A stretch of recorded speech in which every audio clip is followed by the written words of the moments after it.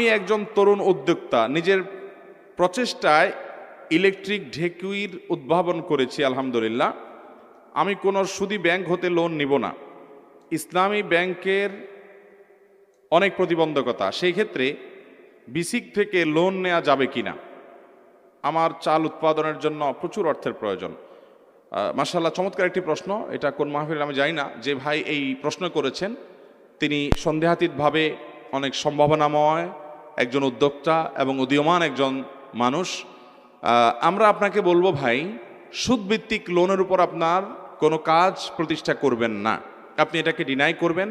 সেটা বিসিক থেকে যদি সুদ ছাড়া লোন নিতে পারেন তাহলে অবশ্যই নেন, আর যদি সুদযুক্ত লোন নিতে হয় সেটাকে আপনি ডিনাই করেন। আমি এই মাহফিলের মাধ্যমে বলতে চাই, এই উদ্যোক্তা যদি আমাদের আসুন্নাহ ফাউন্ডেশনে যোগাযোগ করেন তাহলে আমরা তাকে সুদমুক্ত লোন কোত্থেকে নেওয়া যায় সে ব্যাপারে আমরা সহযোগিতা করব। আমাদের লোন দেয়ার ইখতিয়ার নাই।